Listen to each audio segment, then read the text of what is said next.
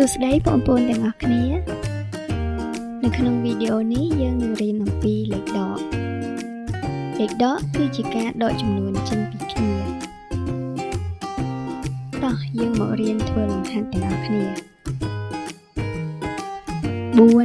ដក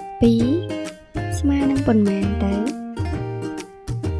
អញ្ចឹងបើយើងមានងាវចំនួន4យើងដកអស់2ចេញអញ្ចឹងតើយើងមានងាវចំនួនប៉ុន្មានយើងដក1ដក2អញ្ចឹងយើងនៅសល់ងាវសរុបចំនួន1 2អញ្ចឹង4ដក2ស្មើនឹង2លំហាត់បន្ត6ដក3ស្មើនឹងប៉ុន្មានទៅអញ្ចឹងបើយើងមានត្រីចំនួន6ដកអស់3ចេញអញ្ចឹងយើងសល់ត្រីចំនួនប៉ុន្មានដក1ដក2ដក3អញ្ចឹងយើងនៅសល់ត្រីសរុបចំនួន1 2 3អញ្ចឹង6ដក3ស្មើនឹង3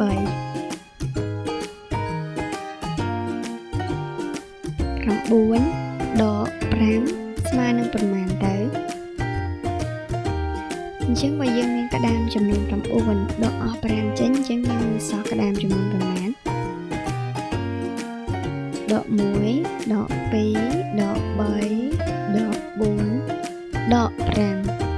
អញ្ចឹងយើងរកក្តាមដែលនៅសល់1 2 3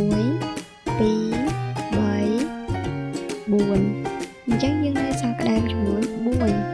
9ដក5ស្មើនឹង4លំហាត់បន្ត11ដក4ស្មើនឹងប៉ុន្មានទៅបើយើងមានផ្កាយសមុទ្រចំនួន11ដកអស់4ចេញអញ្ចឹងតើយើងសល់ផ្កាយសមុទ្រសរុបចំនួនប៉ុន្មានដក1ដក2ដក3ដក4អញ្ចឹងយើងមានសល់ផ្កាយសរុបចំនួន1 2 3 4 5 6 7 8 9 10អញ្ចឹង11ដក4ស្មើនឹង7 15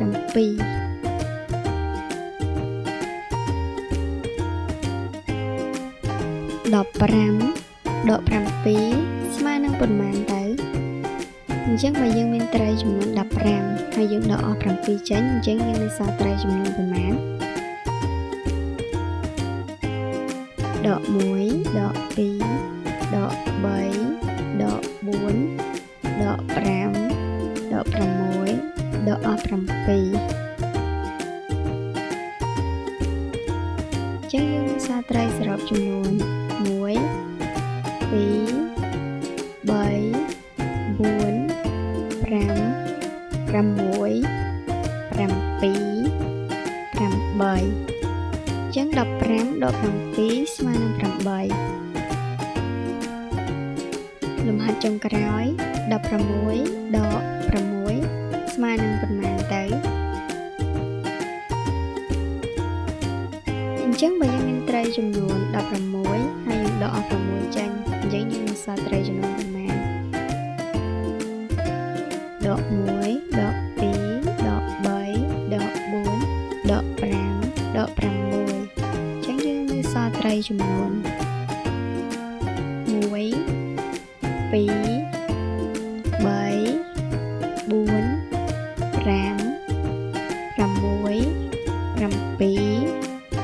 8 9 10អញ្ចឹងយើងនៅសល់ត្រីទាំងអស់ចំនួន10បន្ទាប់ពីធ្វើលំហាត់ចប់តើបងប្អូនចេះធ្វើលំហាត់ហើយណា